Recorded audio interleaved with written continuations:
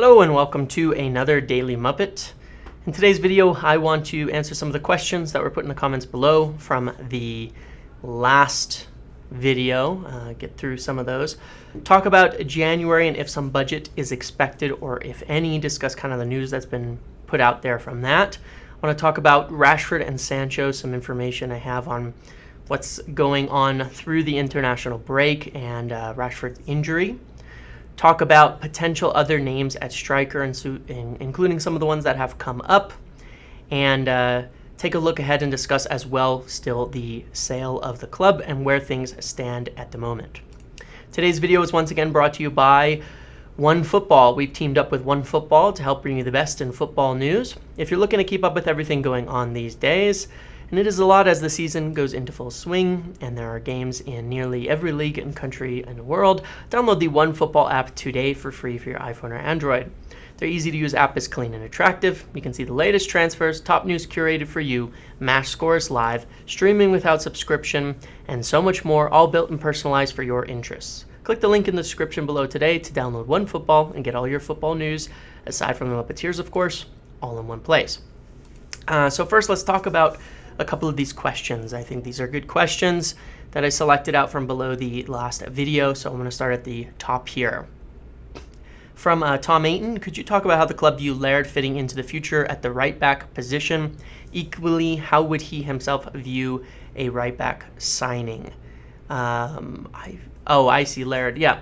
So it's a little bit of a complicated situation here because there's been talk about replacing Wan-Bissaka. But at the same time, I've also been told Ethan Laird is very highly rated. Brandon Williams is still at the club for certain reasons. And so I do believe it's probable that you will not. I think this is where there's some maybe debate and things haven't been decided. But from my personal understanding is it's more likely they see how Laird does before making any sort of heavy investment. That's one of the reasons they wouldn't invest heavily in a right back over summer. And we're not really wanting to let Wan-Bissaka go, is hold on to Wan-Bissaka for one more year, let him leave next summer, and bring Ethan Laird back in is the primary route that they would like to go at the club, because they do view Ethan Laird as a huge prospect.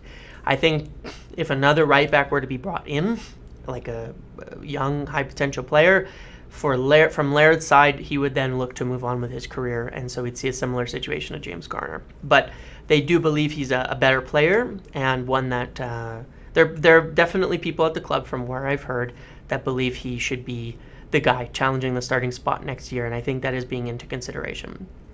From Aditya, could you talk a bit about some of the older windows, like what was really going on with Sancho Varane window? Was Pau Torres first choice before Varane became available? They said they wanted a DM that window, never got one, and randomly ended up with Ronaldo.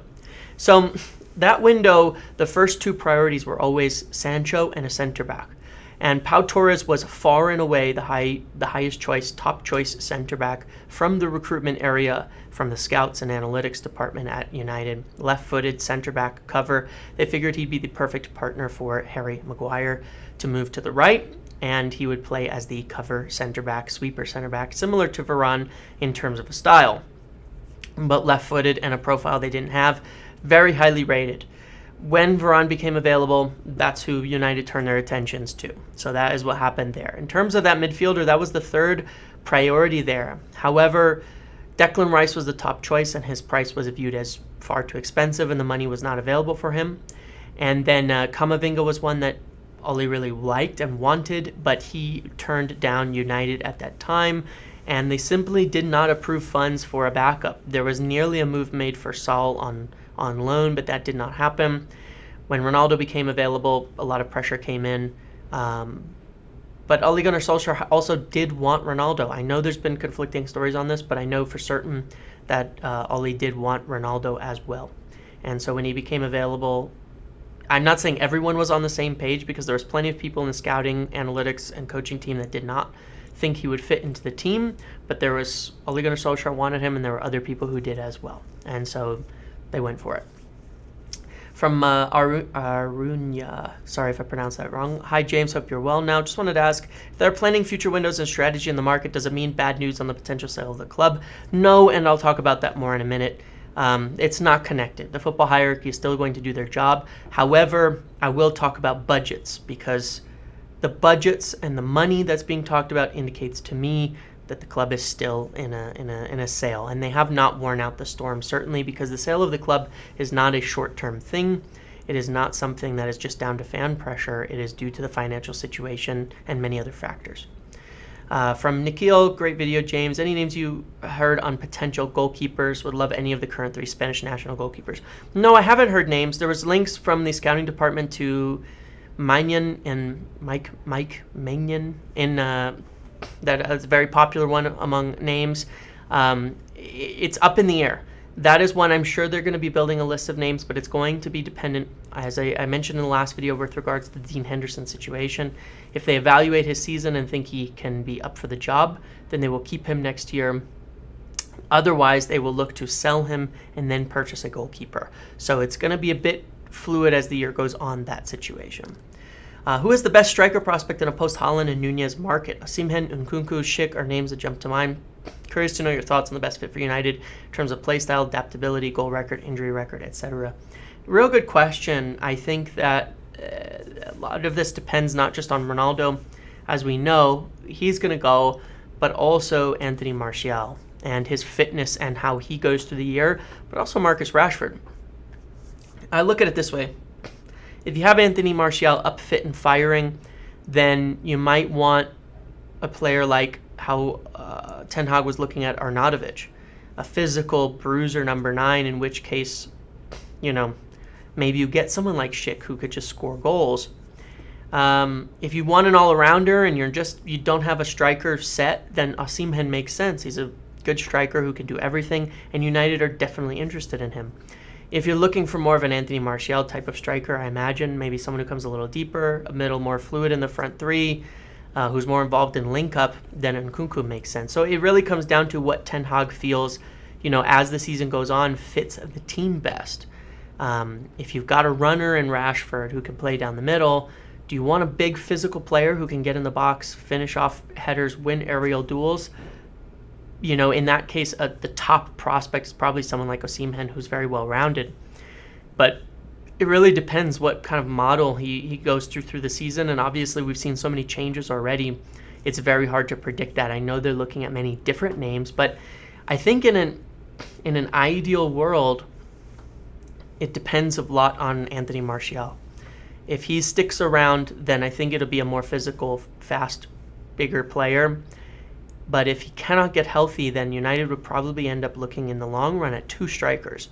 Maybe a young player who's more of a creative player, and maybe another one who's more physical in the long run. But it's hard to see how to replace that in one window.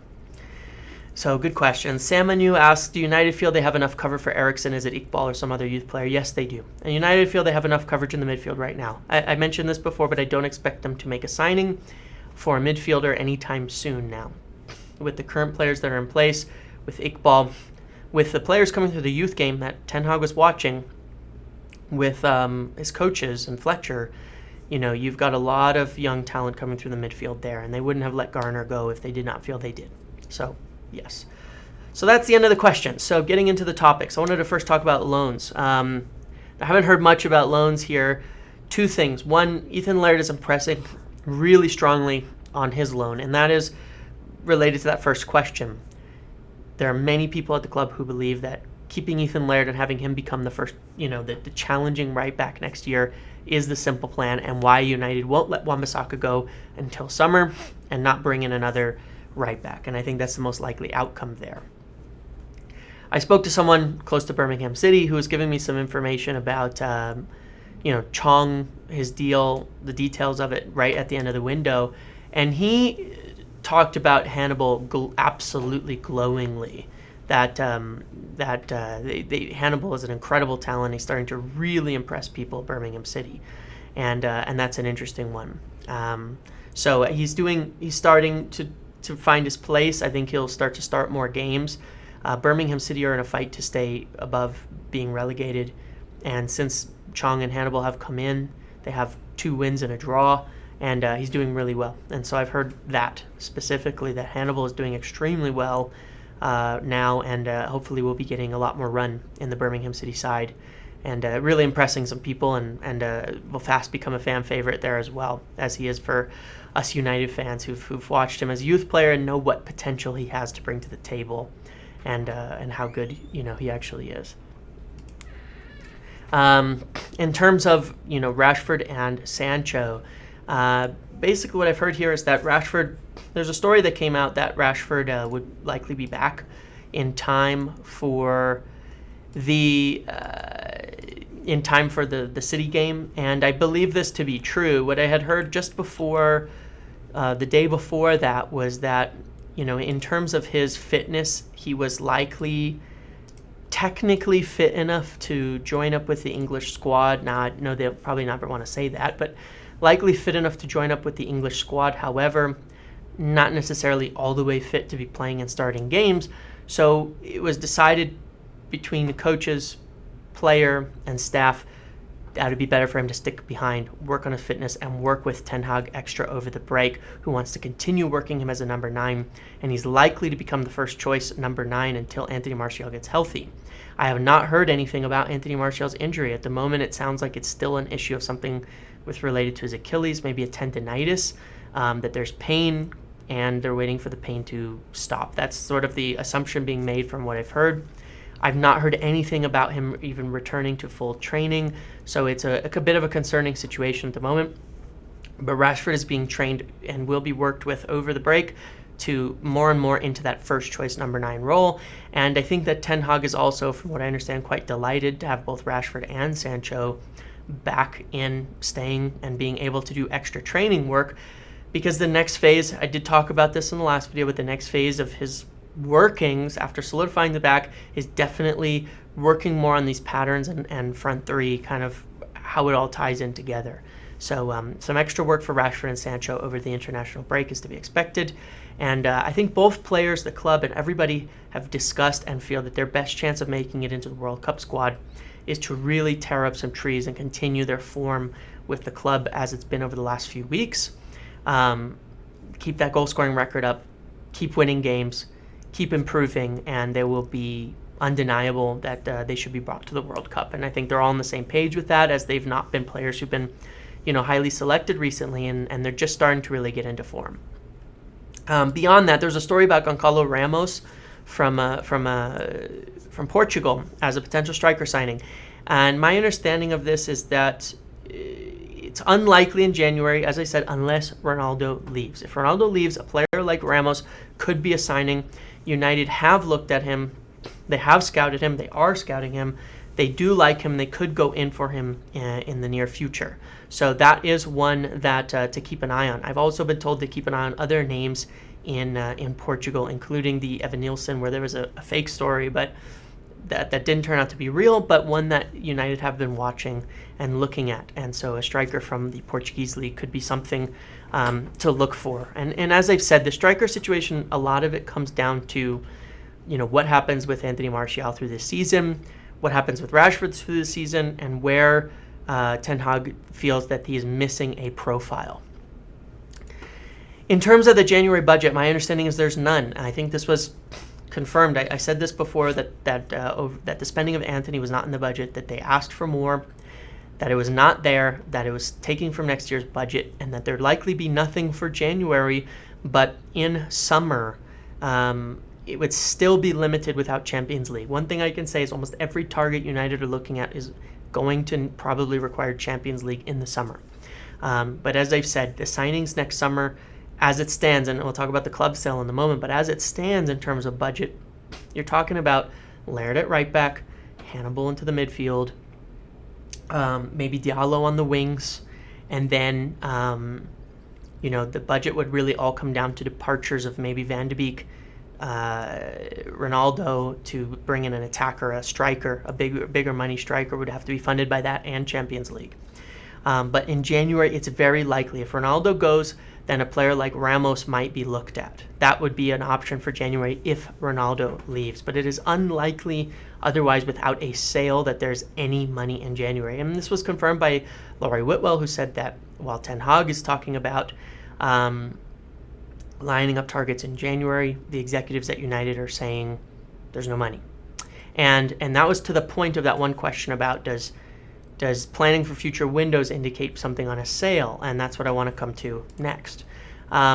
Saying, was planning for future windows mean that this club is not for sale or that there's no potential of the sale? And the answer is no, because Ten Hag is planning for windows where there's no money.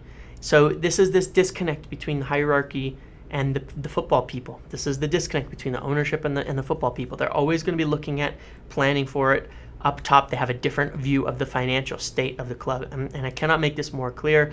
The financial state of the club is not in great shape. They have had successive losses. They're not getting the sponsorship money that they wanted. Things are difficult. It's not to say that United is in bad shape, because it is still a very healthy club that is very valuable. But there's no money.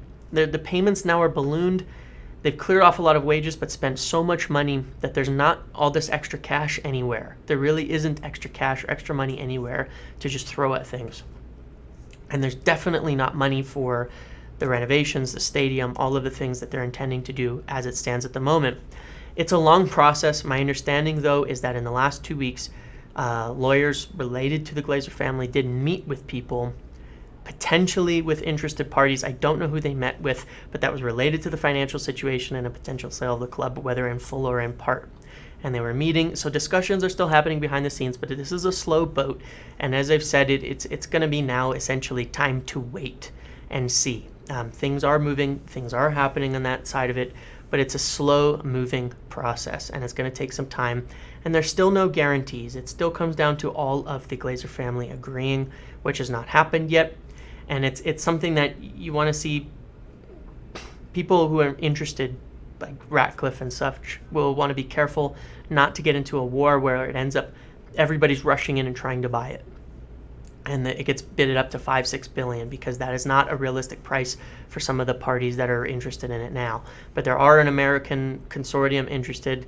There is Ratcliffe interested, and there are people from the Middle East interested as well. And so it's moving, but there are no guarantees in this game at all, and there's no guarantees with the Glazers. But the fact is, at the moment, there's no money from the top being made available. It's all going to be based on lowering wages and lowering expenditures allows for spending to keep up to a certain level, and that's it. And so Champions League is going to be vital, because there's a huge loss of revenue next year if they do not get that. And then certain departures are going to be the only way that things get added. So you're going to see out and in type of strategy moving forward through the windows, and that is the way to look at it, even though it's not very exciting. And as I've said, at right back, you're expecting Ethan Laird is the most likely, at Dean Henderson and goalkeeper right now the most likely, but he could be sold to raise funds for a goalkeeper. The only place any budget will go will likely be striker, and nowhere else. Because you've got youth and Hannibal for the midfield as well. So just expect that, unless the club is sold, and then obviously all bets are off and things will change entirely. But let's see, especially during the World Cup, during all of that, if some movement starts to become more public and some more information becomes available with regards to whether there's a sale or what is being done due to the financial situation of the club. Okay, so I hope this video was somewhat informative. I'm going to try to keep answering questions in some of these videos. Coming up, I'm kind of scraping whatever I can to get news that I can during the quiet times when the game isn't happening.